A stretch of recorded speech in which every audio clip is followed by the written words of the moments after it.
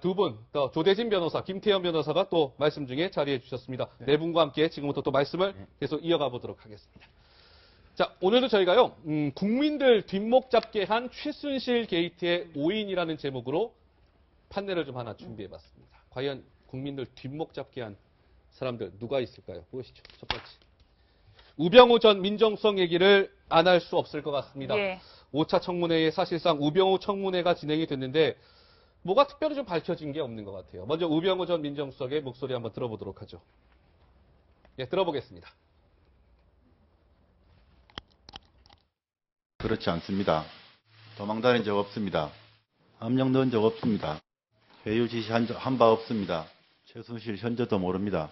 현재도 모르신다고요? 예, 언론에서 봤습니다. 네.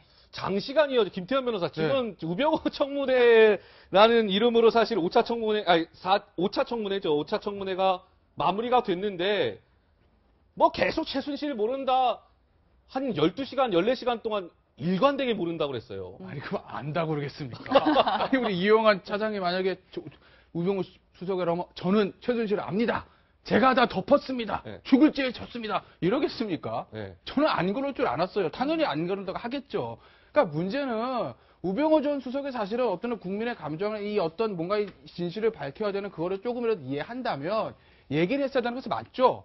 근데 우병우 수석 안 그랬습니다. 그랬죠. 누구나 안 그럴 거라 예상을 했을 거예요. 아마 여기 계시는 분도 그렇게 예상했을 건데 문제는 그 사람이 입을 열게 하는 게 이제 의원들의 몫인데 그렇죠. 여야를 막론하고 과연 의원들이 우병우 수석의 전속의 다친 힘을 열게 하기 위한 준비를 얼마나 했는가.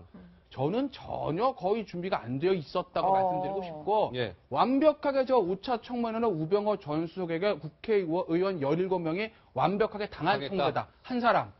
저기 국민의당의 김경진 의원 말고는 나머지 16명 의원은 완벽하게 당한 청문회라고 제가 단언해서 말씀드릴 수 있습니다. 그러니까 저도 그 부분이었던 거예요. 그러니까 우병우 민정수석이 당연히 뭐 나와서 인정할 리는 만무하죠. 나 최순실을 아주 잘 알아요. 라고 얘기할 리는 없는데 그러면은 그 우병우를 상대로 한 17명의 국조특위 위원들이 뭔가 핵심을 뚫고 들어가서 그 우병우에 대한 그 의혹들을 밝혀내야 되는 게 국조특위 위원들의 임무인데 그렇지 못했다는 거 아니겠습니까? 맹탕 청문회 얘기가 나오는 거예요. 맞습니다. 예. 뭐 아까 말씀 주신 대로 방어는 잘 할 거라고 생각을 했었는데요.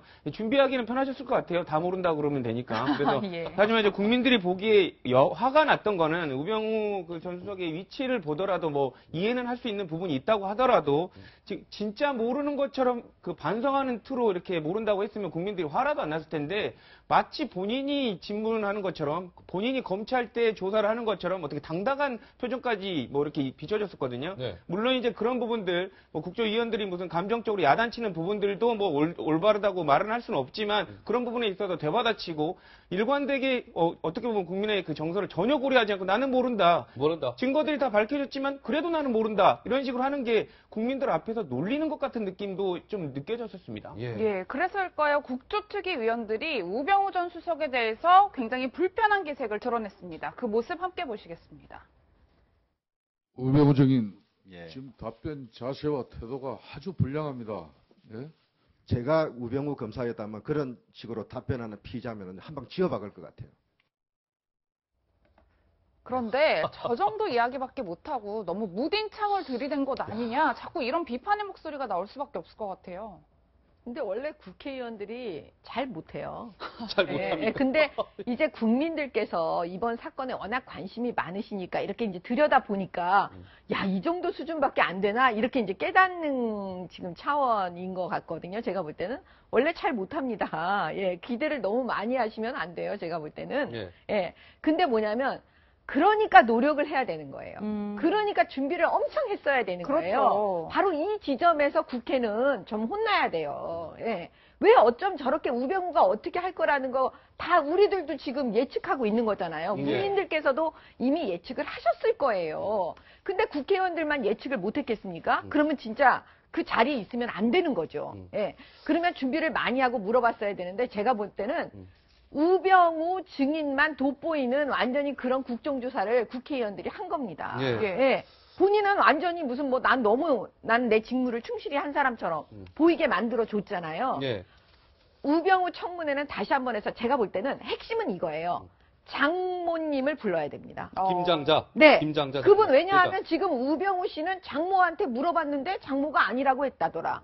모른다고 했다더라. 뭐 계속 지금 그렇게 얘기하잖아요. 그렇죠. 그러면 우병우 씨를 지금까지 그 장모님이 울타리가 됐다면 제가 볼 때는 그 장모님은 가장 약점이 되는 거예요. 우병우 씨 스스로 장모님을 약점으로 만드셨어요. 그러니까 국조에 사실은 증인으로 불러서 물어봐야 됩니다. 최순실 씨와의 관계를. 예. 지금 다른 사람들, 차은택 씨는 얘기하고 있잖아요. 그렇죠? 그러니까는 불러서 장모님 불러서 물어보세요. 예. 예. 그러니까 장모 얘기가 나왔으니까 이 얘기 좀 잠깐 할까요? 이 영상 한번 보시죠.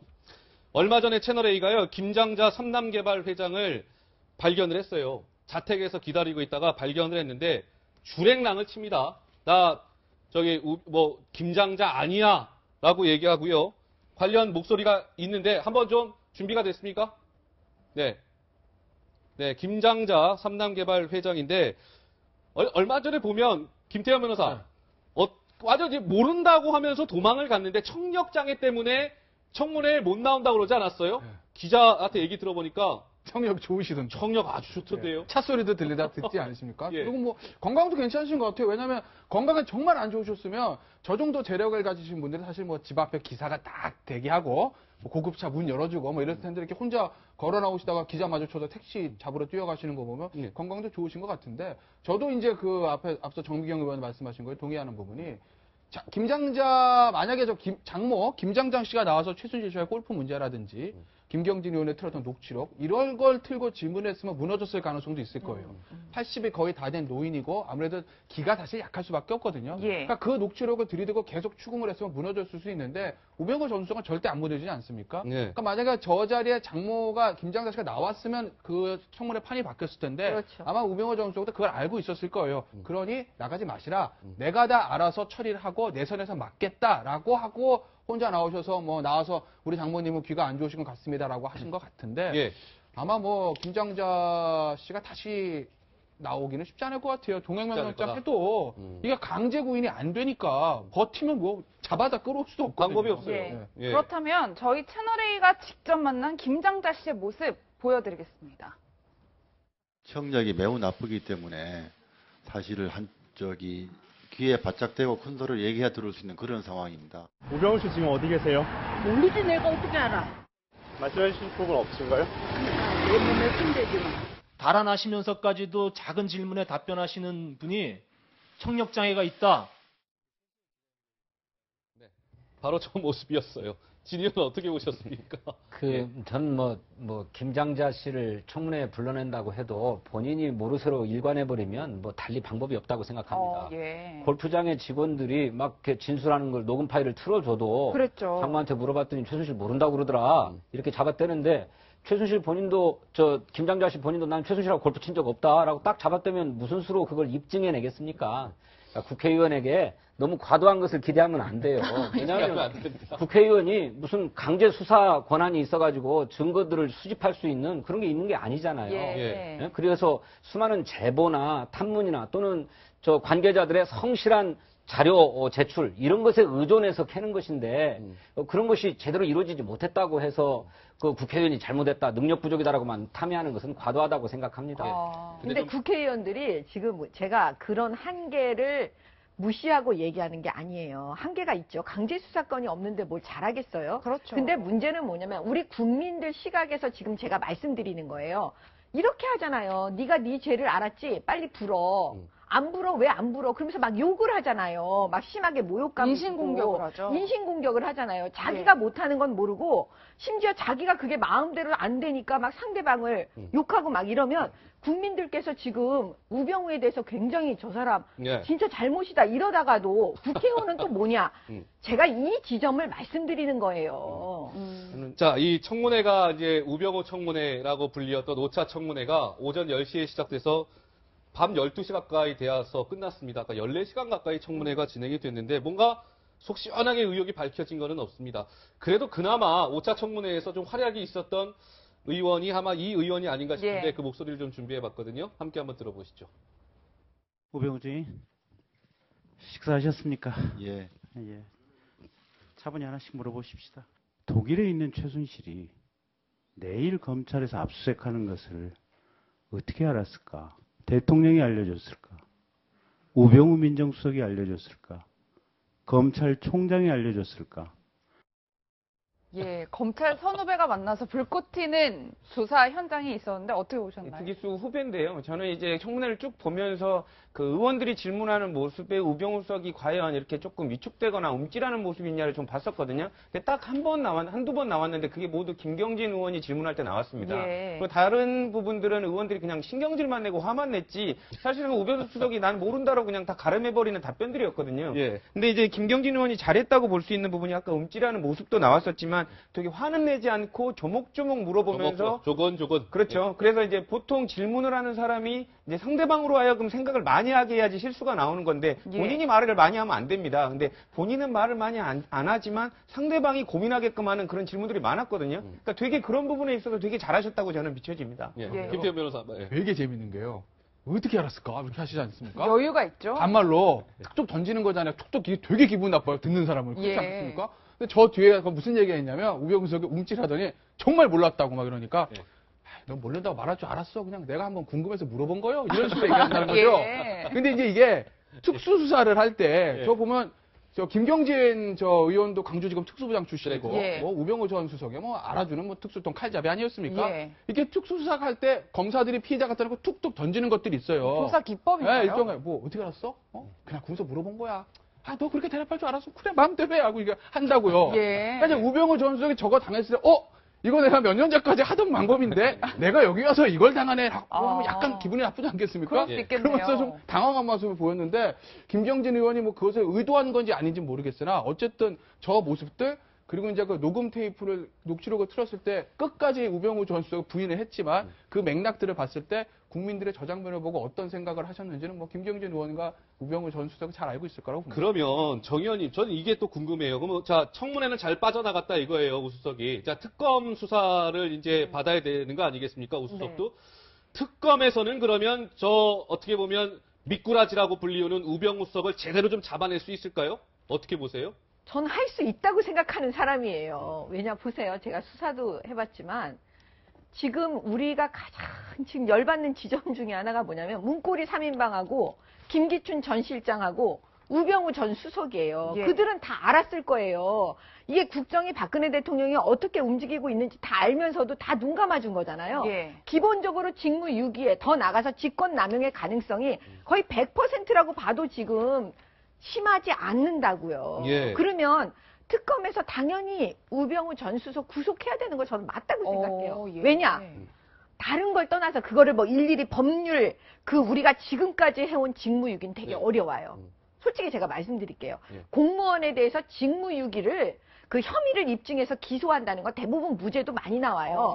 저 사람들 지금 다 일반적인 얘기하고 있는 거예요. 근데 핵심은 뭐냐면 나라가 이 정도까지 되도록 저자들은 다 방조하고 있었던 거예요.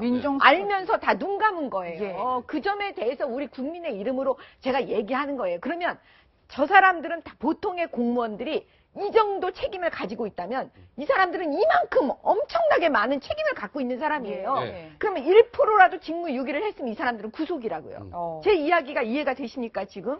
보통 공무원이 한 90%를 입증해야 우리가 직무유기가 된다 그러면 김기춘 전 실장이나 문고리 3인방이나 저 우병우 씨는요. 1%만 해도 국가가 흔들거리잖아요. 그럼요. 예. 그렇기 때문에 직무유기라고 제가 말씀드리는 거예요. 예. 알겠습니다. 자, 우병우 전 민정수석 얘기해봤고요. 저희가 오늘 할 얘기가 많습니다. 좀 다음 또 인물로 한번 넘어가 보도록 하겠습니다. 우병우 수석에 이어지는 국민들 뒷목 잡게 한 사람은 과연 누굴까요? 이분 때문에 아마 뒷목 잡으신 분들도 꽤 있으실 거예요. 보겠습니다. 이완영 새누리당 의원, 재경 향후에 뭐 자연스러워 이건데요. 조대진 변호사께 좀 질문 드릴게요. 즉 이완영 의원이 뭐 위증 교사 이제 의혹을 받고 있는데 청문회장에서 또 사진 한 장이 공개가 되면서 이완영 의원이 좀 궁지에 몰리게 됐는데 그 사진은 고령과 연관돼 있죠. 고령 향후에. 예. 맞습니다. 그 최순실 씨의 변호인인 변호인과 함께 고령 향후에서 찍은 사진, 이경재 변호사 함께 찍은 사진이 나타났었는데 관련해서 이제 그런 부분을 보면 왜 관련해서 이완영 의원이 태블릿 PC에 관련된 증거 능력에 관련돼서 그렇게 집착했는지에 관련된 부분을 추단할 수 있는 부분이고요. 예. 그러니까 본인은 부정을 하고 부인을 하고 있지만 전체적인 이완영 의원이 질문을 하는 그 흐름들이 전체적으로 박근혜 대통령에 대한 탄핵에 관련된 동력 영향력을 상실하게끔 하는 준비 과정으로 볼 수 있다라는 이렇게 지적들이 많았는데 예. 이제야 실타래가 풀리는 것 같다라고 박영선 의원도 말한 것처럼 그런 의혹들이 조금 신빙성 있게 나타나는 것 같습니다. 예. 지금 보면 저 사진이 이완영 의원이 서 있는 사람이고요. 저 바로 밑에 앉아 있는 사람이 과연 누굽니까? 최순실의 변호인 이경재 변호사 아니겠어요? 그렇죠. 예. 아유, 뭐 근데 이완영 의원은 제가 굉장히 죄송한 말씀인데 다음 총선 때 선거운동 열심히 하셔야 될 것 같아요. 예. 그렇지 않습니까? 아무리 성주가 좋은 지역에다 사드에다가 이 청문회에다가 아유 굉장히 뭐 경선부터 선거운동 열심히 하셔야 될 것 같은데 문제는 저 사진은 이제 고령 향후의 사진입니다. 약간 이해가는 측면도 있어요. 왜? 이 정치인들에게 고향 향후회만큼 중요한 모임은 없거든요. 예. 그러니까 거기 열심히 나가서 향후회의 선배이신 이경재 변호사는 뭐 인연을 맺었던 거. 그걸 뭐라 할 수는 없는 거죠. 그리고 그것 때문에 이번에 꼭 이렇게 뭐 이 태블릿 PC에 대해서 꼭 모의를 했다라고 단정할 수는 없는데. 그렇죠. 이완영 의원이 잘못한 건 뭐냐? 이 청문회가 어떤 청문회인지 알지 않았겠습니까? 본인이 친박 의원이잖아요. 그 본인이 청문회에서 어떤 롤을 가지고 어떤 질문을 할 건지는 다 뻔한 거 아니겠습니까? 아무래도 두둔한 쪽으로 하겠죠. 그런데 이경재 변호사는 나랑 잘 친한 고향 선배입니다. 거기다가 우병호 전 수석의 장인과도 내가 아는 사이예요. 그렇다고 보면 본인이 어떤 질문을 해도 오해 살 수 있으니 이 청문회에서 빠지는 게 맞았다는 거죠. 그걸 왜 저게 나서가지고 그런 모든 오해인지 아닌지는 밝혀야 되겠지만 그 모든 무리를 일으킵니까? 그러니까 그 점에 있어서 이완영 의원이 애초에 이 청문회 위원 자리를 고사했어야 된다. 굉장히 신중하지 못하게 청문위원회에 저는 들어갔다라고 보고 싶어요. 예. 그럼에도 불구하고 이완영 의원 뭐 위증교사 의혹은 정치 공작이다 이런 주장을 펼쳤는데요. 그 목소리 직접 들어보시겠습니다. 본 의원은 조용하세요. 발언하는데 본 의원은 위증교사 허위 주장은 기획된 정치 공작이라고 생각합니다. 이게 왜 청부 질문이 가능한지가 이제 풀렸는데요. 거기에 지금 정동춘, 박헌영 이런 분들이 액세서리로 지금 등장을 하는 거고요. 네. 예, 저 사진뿐만 아니라 우병우 전 수석의 가족 회사인 정강의 한 전무와 찍은 사진도 공개가 됐단 말이에요. 네. 어떻게 봐야 될까요? 아니 그러니까 저런 틀림없는 친분 관계가 이미 형성돼 있었는데 더 결정적인 것은 그 고영태 씨의 인터뷰 아닙니까? 예. 저 문제 질문 이만희 의원이 질문을 했어요. 그 태블릿 PC가 최순실 씨 거 맞냐?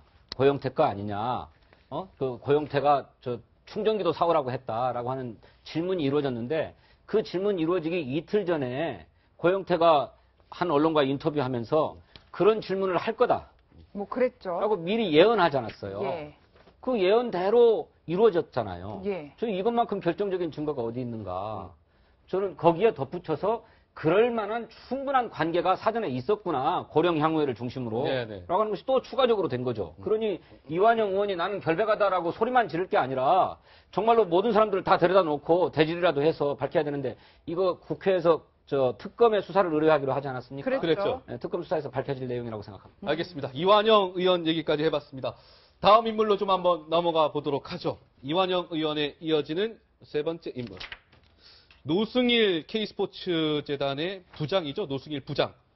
거대한 산과 싸워야 한다라고 하면서 웃고 있는 모습인데, 자, 이 관련 목소리를 좀 들어보고요. 말씀 좀 이어가 보도록 하겠습니다.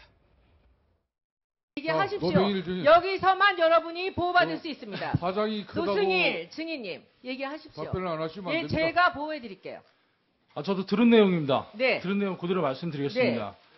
네. 차은택의 그 법조 조력자가 네. 김기동이라는 얘기를 들었습니다. 네. 그러면 김기동을 누가 소개시켜줬냐? 우병우 수석이 소개시켜줬다고 네. 그렇게 전 들었습니다. 네. 들은 내용입니다, 이건. 이거 위증이다 아니다 여기 싸울 때가 아니에요 저는. 뭐냐면 거대한 산과 싸워야 돼요. 청와대라는 박근혜라는 거대한 산과 그 다음에 박근혜 옆에 있는 거머리 최순실과. 네. 노승일 씨가 거대한 산과 싸우겠다 이런 이야기를 하고 있는데 어떻게 보셨나요? 아니 지금 좀 전에 그 화면에서 국회의원이 여성 국회의원인 것 같은데 예? 저렇게 얘기하시면 돼요? 제가 보호해드릴까요? 손혜원 의원입니다. 예, 국회의원이 뭘 어떻게 보호를 해줘요? 저렇게 그러니까 저렇게 안 맞는 얘기들을 막 하면 국민들이 보시고 아 저거 왜 저러나 국회가 이런 생각이 들 것 같고요. 지금 보면 핵심은 이겁니다. 지금 노승일 씨하고 고용태가 같은 편인 것처럼 지금 보여요. 예. 그다음에 여기는 정동춘하고 박헌영. 지금 이게 같은 편인 것처럼 지금 보이는 거예요. 지금 예. 양편이 지금 증인들도 나뉘어져 있어요. 그렇죠. 그렇잖아요. 예. 그래서 이 위증교사 사건과 관련돼 가지고 지금 이제 서로 감정들이 네. 지금 치고받는 그런 지금 상황인 거거든요. 그래서 이제 이분은 거대한 산, 결국은 박근혜 대통령을 지목하는 거 아니에요? 예. 예.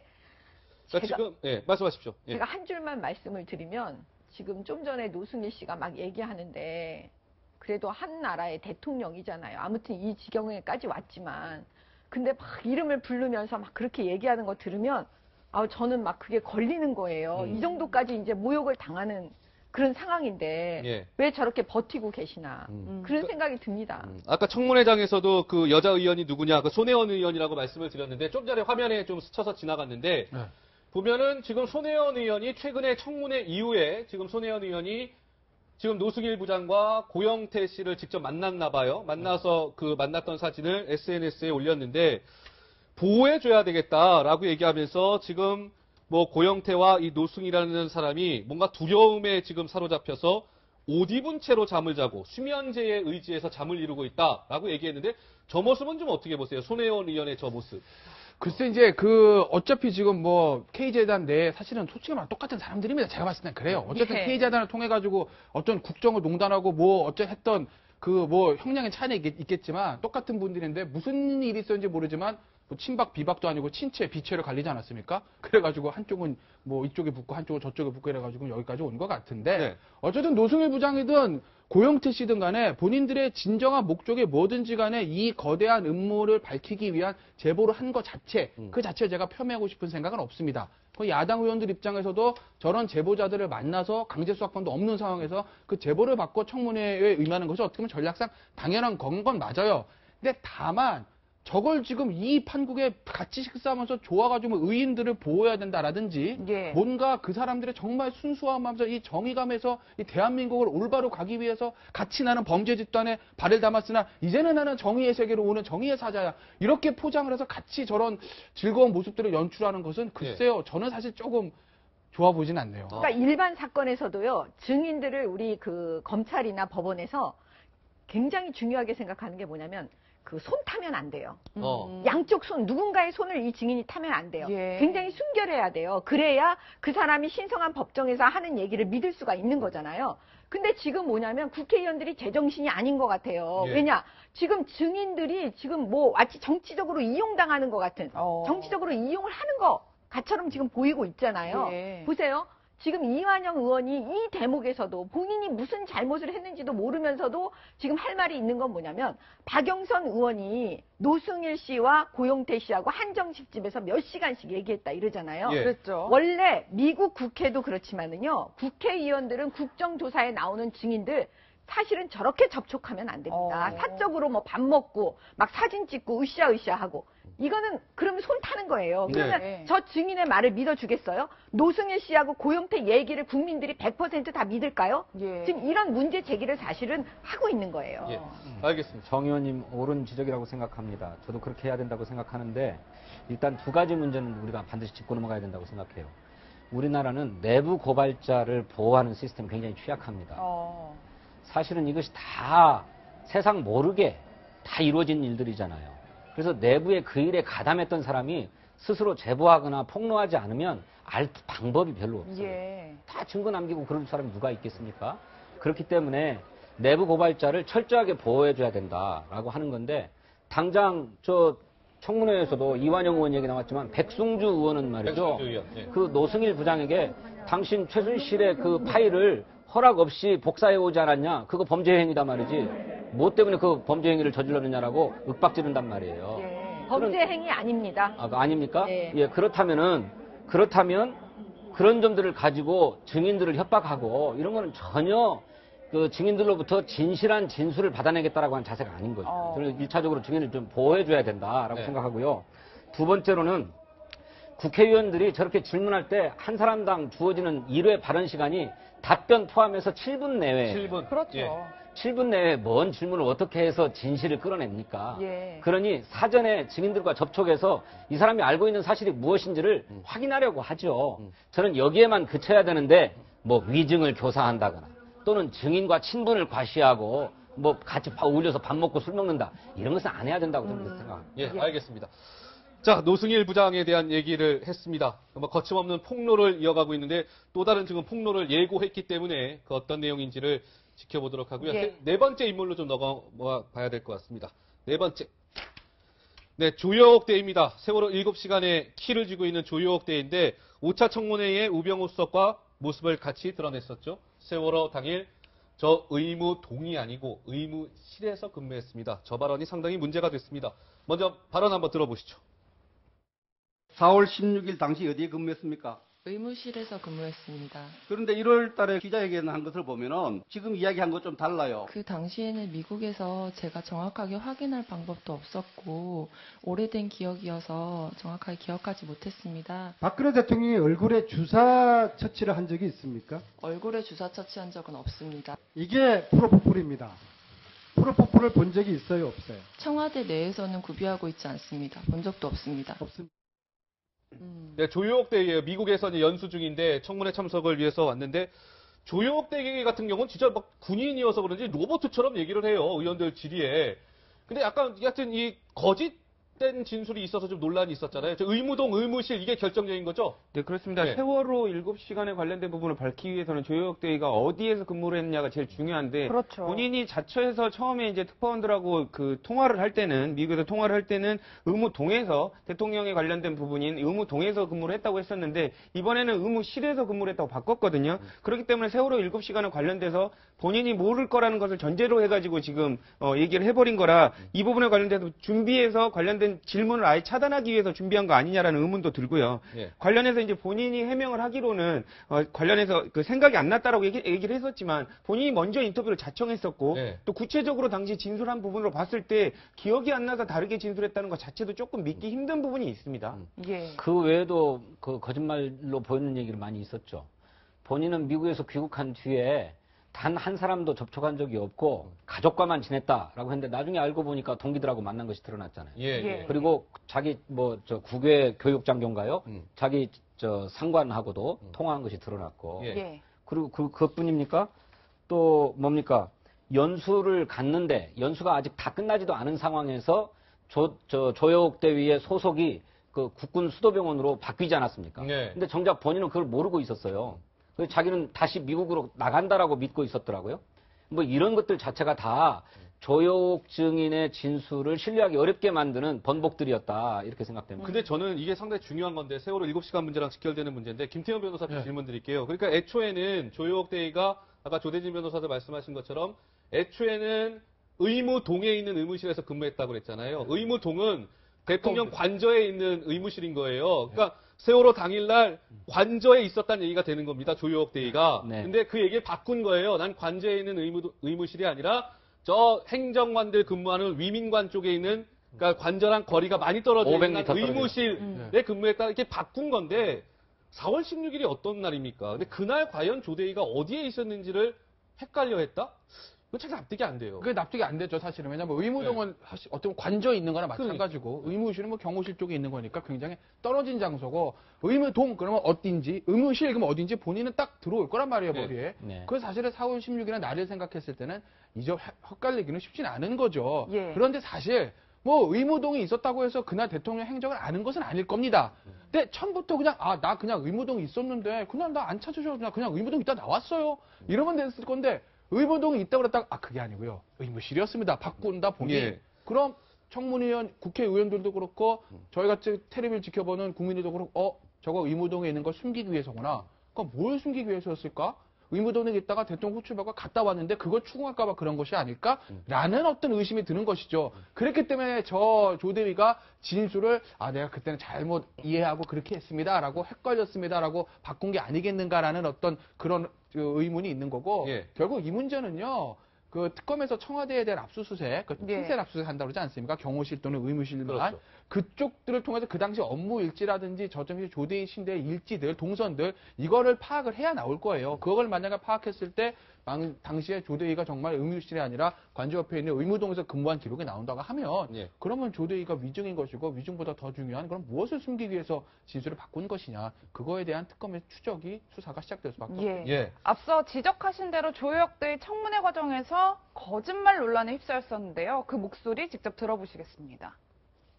귀국 후에 군 관계자나 청와대 관계자 만난 적 있나요? 없습니다. 통화한 적도 없나요? 없습니다. 조대희가 일정표 지금 적어놓은 거에는 월요일 날 동기 3명 만났고 어제 저녁에 동기 1명 만났다. 동기들이 가족입니까? 이 동기 3명은 뭐 간호장교들을 말하는 겁니까? 네, 그렇습니다. 아니면 다른 군 인사를 말합니까? 간호장교 3명입니다. 개인적인 목적으로 휴가를 낸 날이었고 공교롭게도 이날 청문회가 열린다고 해서 저는 지금 인사사 소속이기 때문에 인사사 통해서 이슬비 대위를 동행해도 된다는 얘기를 들었습니다. 조효옥 대위가 이제 저를 동행해서 여기를 와도 되는지에 대해서 국방부 측에 문의를 한 것으로 알고 있습니다. 그러니까 인터넷상에서 굉장히 화제가 됐던 인물이에요. 그러니까 조혁 대위와 동행했었던 국군 수도통합병원의 중환자실에 근무하는 또 다른 대위입니다. 이슬비 대위라는 사람인데 굉장히 좀 논란이 됐잖아요. 이슬비 대위가 왜 과연 친구라고 해서 나오긴 했는데 뭔가 좀 수상하다. 뭔가 조 대위를 보호하고 뭔가 감시하는 듯한 느낌이 있다. 논란이 좀 있지 않았습니까? 네, 맞습니다. 네. 그래서 이것도 그 의혹을 네티즌들이 찾아낸 건데요. 왜 그 조혁대에 밀착 따라다니는 저 사람 누구냐. 계속 그리고 발언할 때마다 지켜보고 그리고 관련해서 그 눈빛을 주는 저 사람이 누구냐에 관련된 의문이 있었는데 본인은 관련해서 그냥 친구일 뿐이다. 같은 장교일 뿐이다라고 얘기를 했었지만 예. 사실상 네티즌이 지금 의심하는 바로는 관련해서 국방부가 조혁 대위를 보내놓고 그래도 옆에서 감시할 사람이 필요했던 거 아니냐라는 얘기가 있었고요. 막상 이제 답변을 이슬비 대위가 할 때도 관련해서 준비가 안 됐기 때문에 여러 가지 사실상 국방부의 지시를 받아서 나온 것 같은 대답들을 좀 했었거든요. 예. 그러니까 이런 부분을 봤을 때 사실상은 그런 부분들을 감시하기 위해 나온 거 아니냐라는 추측이 더 설득력이 있어 보입니다. 그걸 뒷받침해 줬던 게 뭐냐면 이슬비 대위 본인이 얘기를 한 건데 국방부에서도 조혁 대위를 수행해서 한 사람을 붙이려고 했다. 그런데 마침 내가 간다고 그러니까 나로 그냥 봐준 것 같다. 그래서 내가 여기 나왔을 때 원래 사적으로 연가를 쓰려고 했는데 국방부가 공가로 바꿔주려고 한다라는 얘기를 함으로써 그런 의혹을 더 증폭시켰죠. 예, 정 의원님 그런데 재벌 총수들 청문회 참석했을 때 뭐 변호인들도 나오고 회사 관계자들도 나와서 자료 제출하고 그랬잖아요. 저게 문제가 될까요? 저는 저거 문제 안 될 것 같아요. 전혀 그건 너무 지금 오바해서 얘기하시는 것 같다는 느낌이 드는 게 왜냐하면 사실 청문회 나오면 일반적인 사람들 입장에서 생각을 해봐요. 저분이 군인이라도 좀 떨리지 않겠어요? 그렇겠죠. 온 언론이 지금 다 하고 있는데 예. 떨리는 것 같아요. 떨릴 것 같아요. 그러면 가족이라도 엄마라도 뭐 형제 자매가 있으면 좀 같이 나가줬으면 좋겠다 이렇게 말할 수 있는데 마침 친구라서 뭐 나왔다 예. 응? 이렇게 얘기하잖아요. 그럴 수는 있어 보여요. 그 다음에 뭐 또 지금 온 국민이 다 감시하고 있는데 뭘 조효혁 대위를 무슨 국방부가 저 이슬비 장교를 보내가지고 대위를 보내가지고 뭘 또 감시를 하겠어요. 만약에 짰다면 얘기를 안 하는 거잖아요. 사실대로 말 안 해주는 거잖아요. 우리에게. 예. 그거를 뭐 무슨 짜고 했겠어요. 그냥 지 혼자 알아갖고 다 할 수도 있는 거고 그 정도면. 예. 그다음에 국방부하고 말을 맞췄다면 이미 미국에서 이렇게 많은 시간이 지금 걸렸잖아요. 이 청문회 오기 전까지. 말을 맞추려면 그 전에 다 맞추지 뭐 청문회장에서 말을 맞추겠어요? 제가 볼 때는 저거는 그냥 혼자 좀 떨리니까 예. 얼굴은 저렇게 보여도 제가 볼 때 속은 떨렸을 거예요. 예. 그러니까 같이 그냥 마음의 안정 내지는 또 기자들이 몰려들 수 있으니까 그냥 동행해서 온 게 아닌가. 저는 그렇게 생각합니다. 정 의원님은 생각은 그러신 거군요. 네. 알겠습니다. 뭐 시청자 여러분 그렇게 생각하는데 남동생도 함께 왔어요. 남동생, 그렇죠. 네. 남동생도 네. 같이 가족들이 왔었죠. 왔어요. 예, 알겠습니다. 자, 조효혁 대위까지 살펴봤고요. 다섯 번째 인물 좀 보겠습니다. 황교안 대통령 권한대행입니다. 미안하다, 오해다 이렇게 되어 있는데 김태현 변호사께 질문 드릴게요. 황교안 권한대행이 뭐 지금 의전 때문에 맨날 이제 논란이 있는데 어제 같은 경우는요. 임대 아파트 찾았는데 여기서도 또 황제 의전 얘기가 나왔다면서요. 그렇죠. 이제 임대 아파트들이 아파트가 좀 작다 보니까 주차 공간도 많지 않아요. 저곳이군요. 네, 그렇죠. 예. 근데 이제 총리가 온다고 관리사무실에서 난리가 난 겁니다. 차 좀 빼달라고. 근데 차 주인이 나 이거 지금 차량 키 없다 그래가지고 난리도 아니었던 것 같아요. 근데 이제 이게 왜 이제 문제가 됐냐면 그 원래 아파트 같은데 그 다음날 이사하면은 그 전날 와서 아 내일 이삿짐 센터 들어오니까 차 좀 미리 좀 치워주세요 이러거든요. 근데 미리 하는 것도 아니고 새벽부터 꼭지 새벽부터 사람 끼어가지고 차 빼라고 그러니까 주민들이 난리가 나는 거죠. 예. 나 이제까지 살면서 이런 일 한 번도 없었다. 그 전날 대부분 얘기하지 그 당시에 와가지고 이게 뭐 하는 짓이냐라고 항의를 했는데 뭐 총리실 얘기는 우리가 차 빼달라고 한 적 없다. 근데 뭐 관리사무소에서 알아서 좀 그렇게 우리한테 편의를 제공하다 보니까 좀 그렇게 과잉 의전이 된 것 같다라고 총리실에서 얘기는 했습니다. 그런데 황교안 권한대행하면 꼭 이 과잉 의전이 따라 붙는 것 같아요. 이번이 처음이 아니잖아요. 그렇죠. 비슷한 문제가 반복되면 그 행위를 제공하는 사람한테 문제가 있는 겁니다. 왜냐하면 그런 비슷한 습성이 있으니까 공무원들이 거기에 맞춰서 의전을 준비했을 거고 그렇게 안 하면 총리가 싫어하는 느낌을 갖는다는 걸 알았기 때문에 비슷하게 하다가 자꾸 문제가 생긴 거거든요. 지금 저기 민생 현장을 지금 권한 대행으로 방문하시기 위해서 갔는데 주민을 배려하지 않는 방문은 민폐죠. 그거 좀 기억하셨으면 좋겠습니다. 그러게요. 더군다나 이 민생 뭐 현장 점검한다고 임대 아파트를 방문한 자리였기 때문에 더 논란이 큰 것 같고요. 황교안 총리 얘기까지 해봤고 또 이제 정치권 얘기 좀 시청자 여러분 해보겠습니다. 정치권도 좀 꼼짝꼼짝 있는데 반기문 유엔 사무총장 얘기를 해봐야 될 것 같은데 반 총장에 대한 좋은 뉴스도 있고요. 약간 좀 우려스러운 뉴스도 있는데 지금부터 좀 살펴보도록 하죠. 먼저 반 총장의 목소리 듣고요. 본격적으로 이야기 나눠보도록 하겠습니다. 제 말씀을 이제 잘 해석을 해서 들으시면은 대한민국 발전에 도움이 된다.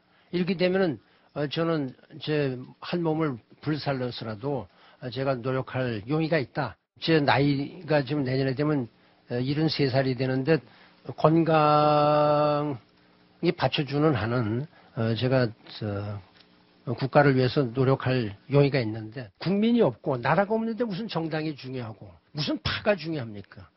무슨 비박 친박 이런 것이 뭐가 필요한지 저는 알 수가 없어요. 네, 반 총장이 대권 주자로 떠오르긴 떠오른 것 같은 게 꼭 몇 자리 얘기 나오잖아요. 몇 자리 얘기가 나오더라고요.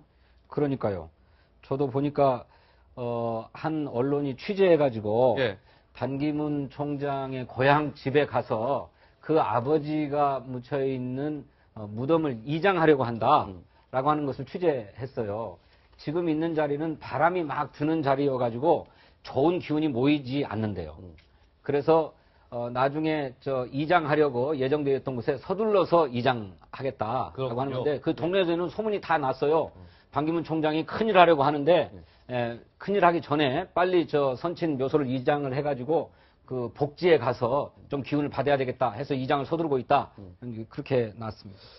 뭐 좋은 소식이라고 한다면 사실 그동안 이제 지지율 조사에서 문재인 전 대표한테 1위 자리를 내주다가 최근 조사에서는 이제 1위를 탈환했다는 소식이고 이 부친묘 이제 명당으로 이장하려고 한다는 내용은 이제 해프닝으로 끝난 거예요. 근데 오늘 좀 뉴스가 하나 전해졌는데 조대진 변호사께 여쭤볼까요? 반기문 유엔 사무총장이 박연차 회장 있지 않습니까?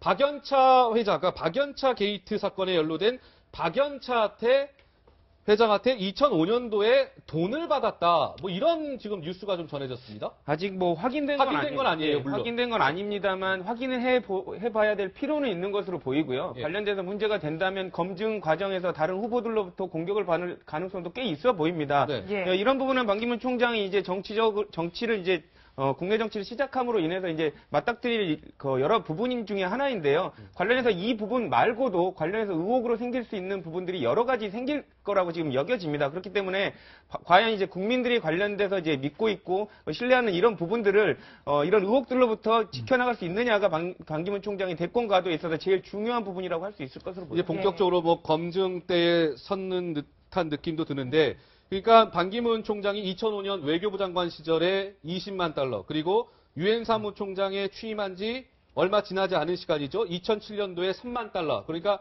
23만 달러를 박연차 회장으로부터 우리 돈으로 한 2억 8천만 원 정도 되는 거예요.